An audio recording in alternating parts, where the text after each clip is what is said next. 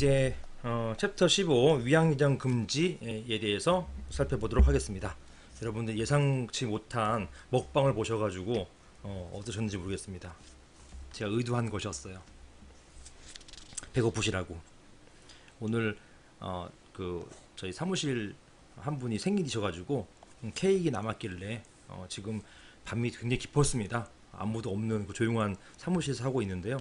배가 고파가지고 제가 먹을 겸 먹방 하면서 여러분의 염장을 긁을 겸 해가지고 한번 먹어봤습니다. 혹시라도 먹는 거에 대해서 불편하셨던 하신 분이 계셨다고 한다면 널리 이 양해 부탁드리겠습니다.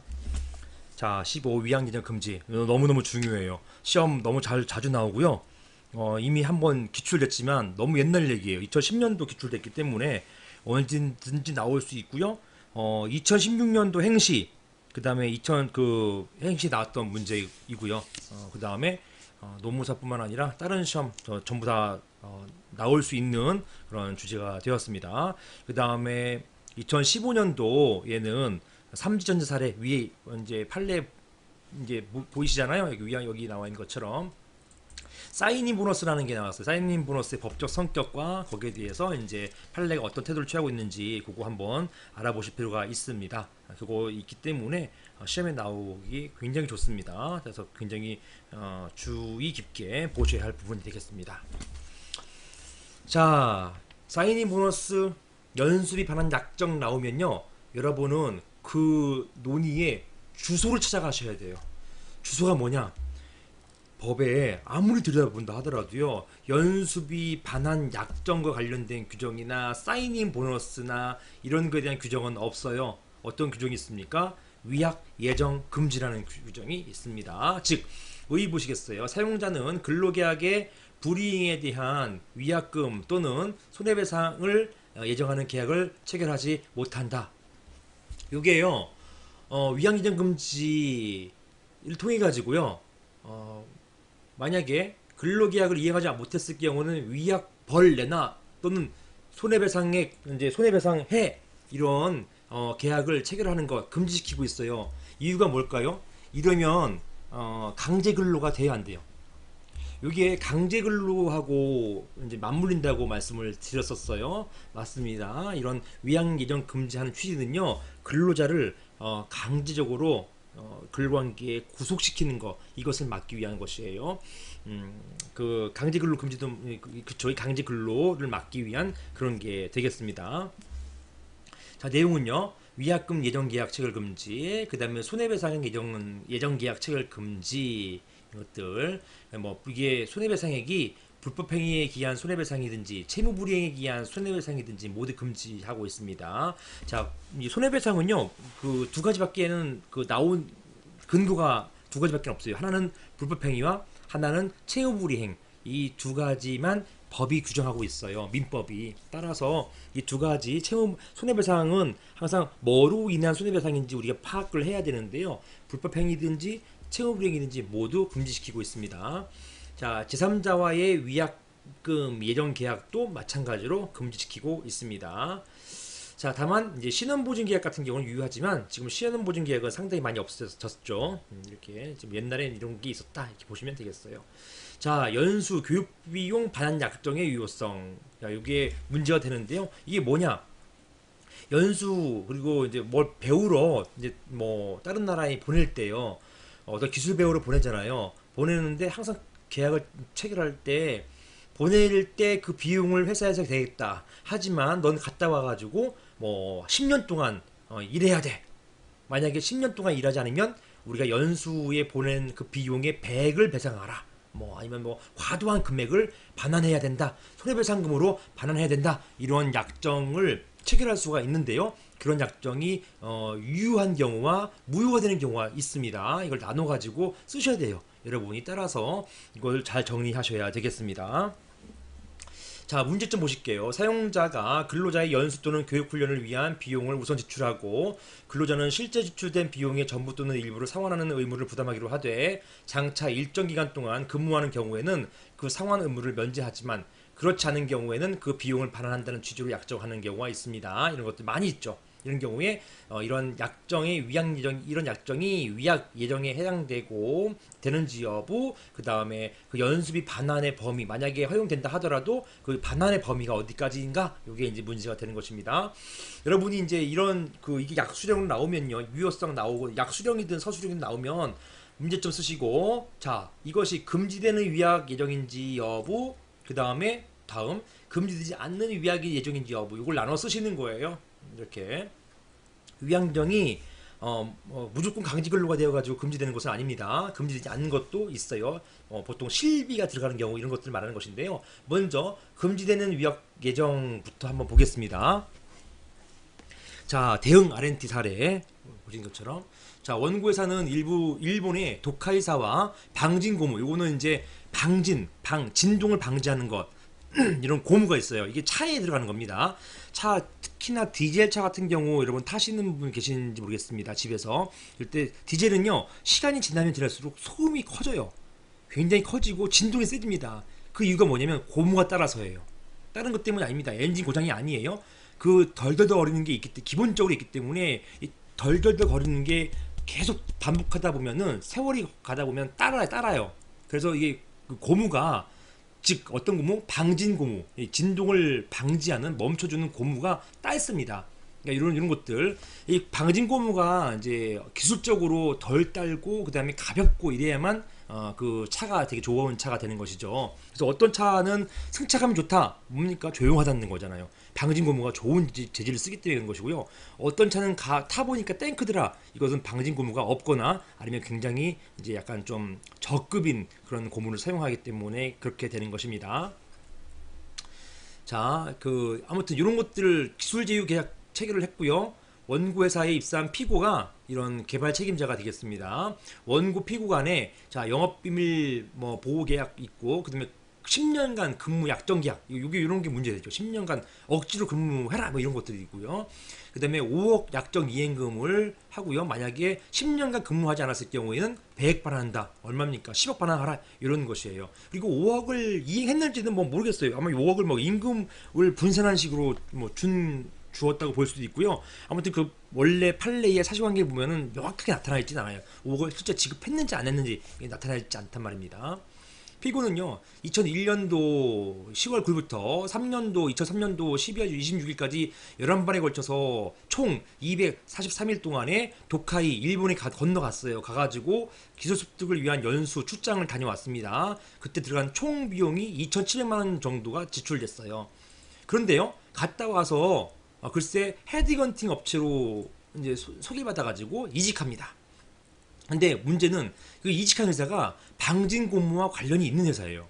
자, 이 원래 원고 회사였던 것처럼 방진 고무를 이렇게 생산, 파는 이런 회사는 아니고요. 다만 이 방진 고무를 사다가 제품을 만드는 회사. 그러니까 두 번 방진 고무하고 서로 같이 양립할 수 있는 회사가 되는 것이죠. 방진 고무 제품에다가 자기 제품을 결합한 상품을 판매하는, 완성된 물건을 판매하는 그런 회사로 이적되고, 그런 회사로 이적한 거였죠. 자, 원고 회사는 피고가 그 영업비밀 보호계약 위반했고 10년간 근무약정계약 위반했기 때문에 여기 반했기 때문에 10억 원 달라, 이렇게 이제 주장을 하면서 예비적으로 이거 10억 다 인정하지 않을 걸 미리 예상했는지 그 중에서 1억 원만 달라는 취지의 소송을 제기했던 것입니다. 자, 이것은 금지되는 위약 일정에 해당되는 그 사례가 되는 것이에요. 자, 근로자가 일정 기간 동안 근무하기로 하면서 이를 위반한 경우 소정 금원을 사용자에게 지급하기로 약정했다, 이런 경우에 그 다음번 암기에 쓰셔야 돼요. 그 약정의 취지가 약정한 근무기간 이전에 퇴직하면 그로 인해 발생한 어떤 손해가 발생했는지 묻지도 따지지도 않고 일단 소정의 금액을 사용자에게 지급하기로 하는 것, 이거 안 된다는 것이에요. 묻거나 따지지도 않고 일단 무조건 지급하라는 것, 무조건 안 된다는 얘기예요. 그리고 그러한 약정이 의무 재직기간 이전에 퇴직하였다는 이유로 마땅히 근로자에게 지급해야 할 임금 반환 취지, 임금 같은 경우도 안 준다? 안 된다는 것이에요. 그리고 연수나 교육훈련 멍뭉이를 하더라도 실질적으로 근로 제공한 경우, 이런 경우 미국에 연수 보내놓고서는 미국의 바이어를 만나게 하고 실제 일을 시켰단 말이에요. 연수는 어떤 그 학교가 한다거나 이렇게 학교처럼 뭐 배우는 역할만 해야 되는데 회사 일을 고스란히 시켰단 말입니다. 이거는 임금을 줘야 되는 것이잖아요. 이런 경우, 이런 근로제공에 해당되는 경우 요거 하라고 하는 것은 이거는 위약 예정 금지, 금지되는 위약 예정 금지에 해당된다. 따라서 금기법 제20조에 반한다. 이렇게 보는 것입니다. 반면 금지되지 않는 위약 예정인 경우가 있어요. 즉 사용자 근로자가 체결한 약정이 사용자가 근로자의 교육훈련 또는 연수를 위한 비용을 우선 지출하고 지금 교육훈련 받기 위한 어떤 여러 강사료, 강의료 또는 거기에 생활비 이런 게 있잖아요. 이것을 사실 이거는 근로자를 위한 것일 수도 있지 않습니까? 이런 것들을 위하는데 원래 근로자가 자기를 위한 것이기 때문에 자기가 돈을 내야 되죠.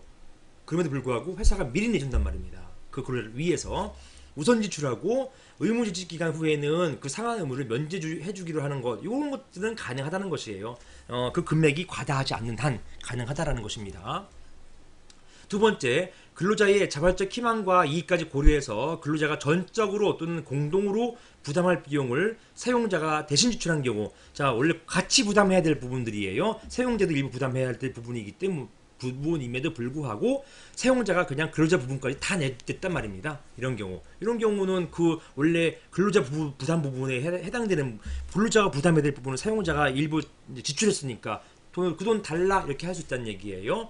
그 다음에 약정 근무 기간 및 상환해야 될 비용이 합리적이고 타당한 범위 내일 경우에 그때는 가능하다라는 것입니다. 우리 종전 대응 R&T 사례 같은 경우는 뭐 근로기간 이제 채우지 못했다고 해가지고 그냥 무조건 묻거나 따지지도 않고 10억 달라고 하는 이런 거였잖아요. 이거 안 된다는 것이에요. 자, 이렇게 돼서 금지된 경우와 금지되지 않는 위약 예정이 나눠지고 있습니다. 이 두 가지를 구별해서 여러분이 쭉 쓰셔야 돼요. 암기에 쓰시는 것입니다. 자, 연수비 반환 약정의 범위, 이렇게 연수비 반환 약정이 만약에 유효한 경우예요. 유효한 경우. 무효인 경우는요, 반환 필요가 없는 것이죠. 자, 의무 재직 기간 도중에 사직하는 근로자에게 연수비 반환 의무가 발생한다. 이때 상환할 범위는 뭐냐? 자, 즉 연수에 소요된 비용이다. 이렇게 뭡니까? 실비예요. 실비 반환이다. 이렇게 보시면 되겠습니다. 한편 타회사로부터 파견 형식으로 교육훈련이 행해지면서 파견된 타회사로부터 그 대가 수령한 금품이나 정상급여 이런 것들은 상환할 범위가 아니다. 왜냐? 급여잖아요. 급여. 임금이기 때문에 반환할 필요가 없다라는 것입니다. 오로지 연수에 소요된 비용, 즉 실비만 반환해야 된다. 이렇게 보겠습니다. 자, 그 다음에 최근 판례인 사인인 보너스. 이게 사인하면서 사인을 위해 사인 대가로 그냥 돈 주는 거예요. 우리 추신수 같은 경우 이적하는 그 대가로서 그냥 곧바로 돈 주는 거 이런 걸 말하는 것입니다. 자, 근로자가 채용 합의서에 사인할 때 그 사인인 보너스를 이제 사인할 때 주는 보너스, 아이고 우리 회사에 와주셔서 감사합니다 하면서 주는 돈, 이게 바로 사인인 보너스예요. 여러분들 잘 모르시죠? 왜 맞아요. 여러분 모르실 거예요. 이런 경험이 없으시니까. 저도 없습니다. 저도 이렇게 그냥 사인만 했다가 돈 듬뿍 주는 경우를 상상도 못 해봤기 때문에 약간 좀 어색해요. 하지만 이제 운동선수나 연예인 이런 분들은 사인인 보너스 많이 받으시죠. 그렇습니다.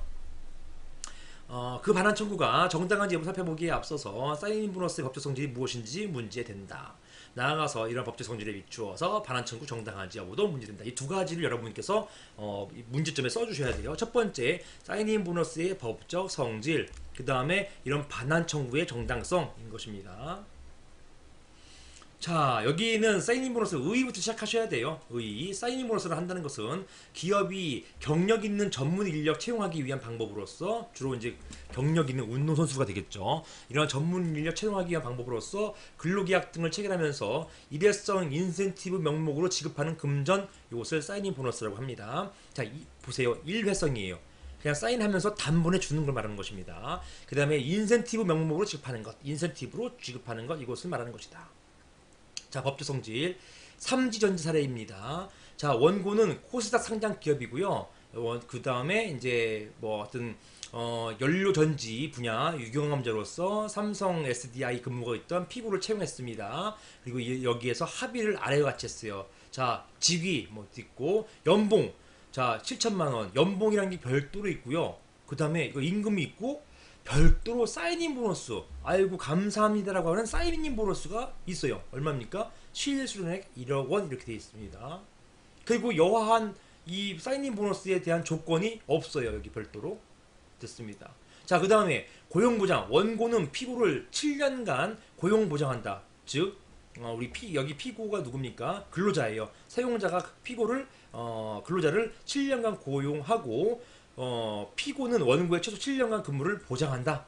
피고도 7년간은 있겠습니다. 이렇게 했다는 것이에요. 자, 피고는 원고와 7년간 같이 근무를 약속했죠. 그리고 이러한 여기에 대해서 사인인 보너스를 지급받았음에도 불구하고 1년 2개월 만에 그 회사가 마음에 안 들었는지 퇴사를 결정합니다.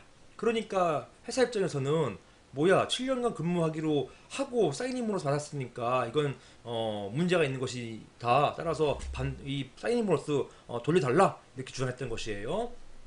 원고 회사는 이 위 약정이 이행되리라고 믿고 지출했던 비용, 즉 실내이익 배상으로서 원천징수 세액과 피고에게 실제 지급한 사인 보너스 합계액 1억 원, 총 토탈해서 1억 2천만 원 정도인가 보죠. 1억 2,800만 원 정도, 1억 2,821만 원 정도 이런 상당의 손해배상을 구하고 그 7년간 근무 기간에 해당되는 임금을 구했습니다. 그리고 원고가 피고에게 지급한 사인인 보너스 요 자체는 이게 뭐냐? 성질이 사인만 함으로써 주는 실제 의미의 사인인 보너스가 아니었다. 이것은 임금의 선급, 즉 임금을 잘라가지고 미리 주는 것이었다. 이렇게 주장하는 것입니다.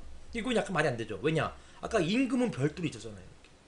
연봉 별도로 있었고 별도 사인인 보너스가 있기 때문에 이 사인인 보너스를 임금을 나눠준 거다. 이렇게 얘기하기는 약간 좀 궁색한 부분이 있습니다. 어쨌든 간에 그런 주장하면서 반환 청구를 했다는 것이에요. 그런데 원고는 글쎄 사용자 편을 들어줍니다. 대법원은 파기환송하고요. 근로자 손을 들어주었던 사례가 되겠습니다. 자, 보실게요. 사인인 보너스는 한편으로는 이직에 따른 보상이나 근로계약 등의 체결 자체에 대한 대가 성질을 볼 수 있다. 즉 근로계약 체결 그 자체라는 거고, 암기 동그라미 그 자체에 대한 대가다. 일회성이라는 얘기예요. 이러한 이직에 따른 보상이나 근로계약 체결 자체에 대한 대가 성질에 더 나아가 자, 이직 금지 내지 전속근무 약속에 대한 대가, 그 다음에 임금으로서 선급도 함께 가진다고 볼 수도 있다라는 것이에요. 판례는 이렇게도 볼 수 있다라는 것이에요. 만약 전자의 경우, 즉 일회성 대가인 경우라고 한다면 이 경우에는요, 둘 중에 보자는 거예요. 1번인지 2번인지 보자는 거예요. 전자의 경우라 한다면 근로계약이 실제로 체결된 이상 이때는 반환 청구 못한다는 거예요. 근로자 등이 비록 약정 근무 기간 준수하지 아니하였다 하더라도 반대급분이 이행된 것을 볼 수 있기 때문에, 즉 근로자는 계약 체결을 했기 때문에 반대급부 끝났기 때문에 더 이상 왈가왈부 돈 달라 못한다는 것이에요. 즉 사인인 보너스는 두 가지 성격이 있다는 것이에요. 하나는 이렇게 그 자체 일회성 대가라는 것, 이벤트성 지급할 금원이라는 그거 하나가 있고요. 그게 아니라 임금의 선급이라는 이제 의미도 있을 수 있다는 얘기예요. 그런데 사안에 봐서 1번인지 2번인지 갈라봐라, 판단해봐라 라는 것입니다. 그래서 1번일 경우에는 사인만 했으면 끝난 거예요. 더 이상 달라 하지 마. 2번일 경우에는 달라할 수 있다. 이렇게 보게 되는 것입니다. 무조건 1번이냐, 사인인 보너스가 1번이냐 2번이냐 이렇게 보고 있지 않아요, 판례가. 자, 판단 기준은 뭡니까? 제가 두 문자 암기했습니다. 두 문자는 아니지만 아무튼 제가 암기할 수 있게끔 이런 문자를 만들어봤어요. 자, 판단 기준은 동경의 관문이다. 목관문이다. 선생님, 목관문이 목이 뭐예요? 몰라 나도. 그거 묻지 마세요. 그냥 암기하기 쉽게 제가 만들어버린 것입니다. 동경의 목관문이다. 이렇게 그냥 암기하세요. 동경의 관문인데 목이 그냥 끼어들어갔다 생각하시면 돼요. 동경의 목관문. 이게 뭡니까? 판단 기준은 첫 번째, 해당 계약이 체결된 그 다음에 당사자가 계약에 의해 달성하려고 하는 목적, 그 다음에 의사, 여기 의잖아, 그 다음에 거래 관행, 관행입니다. 그 다음에 문헌에 기재되는 내용, 문헌입니다. 계약서 특정 기간에 계약서의 특정 기간 동안에 전속근무 조건으로 사인인 보너스 지급한다거나 그 기간 중간에 퇴직하거나 이직할 경우에 반환한다는 등의 직접적인 문헌이 있을 경우에 이때는 반환하라 이런 얘기입니다. 이런 것들을 종합적 고려에 판단한다라는 것입니다. 판단 기준 뭐라고요? 사인인 보너스의 판단 기준은 동경의 목관문 종합적으로 고려한다 이렇게 쓰시는 거예요. 여기 있는 이거 다 언제 암기하고 있습니까? 이거 암기하시는 거 시간 낭비예요. 동경의 목관문 종합적으로 고려한다는 취지로 판시한 바 있다 이렇게 쓰면 완벽합니다. 자, 검토 채용 합의서에는 일정 기간 전속 근무를 조건으로 사인인 보너스 지급한다거나 근로자가 약정 근무 기간 채우지 못했을 경우에 이를 반환한다는 내용이 기재되어 있지 않냐거나 채용 합의서만으로는 근로자와 사용자가 회사와 근로자가 약정 근무 시간과 고용 보장 기간을 일정 기간 약정한 특별한 이유나 동기 찾기 어렵다. 그 다음에 회사가 근로자에게 장기간 근무 필요성에 대한 구체적 이유 설명하지 않았다. 7년 동안 근무해야 된다는 그 이유를 설명하지 않았다는 거. 왜 7년이냐 이 얘기예요. 실제 판례도 물어요. 왜 7년이야? 10년도 아니고 5년도 아니고 왜 7년이야? 그럼 설명이 있었어야 되는 것이지. 이런 얘기를 하고 있습니다. 설명도 안 했다는 얘기예요. 그 다음에 약정 당시 갑에게 약정 근무 기간을 채우지 못할 경우에 사인인 보너스 반환해야 된다는 사실을 고지하지도 않았고요. 문헌도 없고요. 이렇기 때문에 따라서 두 번째 임금의 선급 명목으로 지급되었다고 보기는 어렵다 이렇게 봤습니다. 그럼 뭐예요? 1번으로 보게 되는 것이죠. 그 일회성 대가라는 것이에요. 결론적으로 근로자 승소, 사용자 그 반환 청구 기각입니다. 자, 이런 것들 금기법 20조 위반했을 경우에는 벌칙이 있습니다. 이렇게 사용자는 500만 원 이하의 벌금에 처한다 이렇게 규정되어 있습니다. 자, 이렇게 보시고 나머지 이하 판례 한번 보시면 되겠습니다.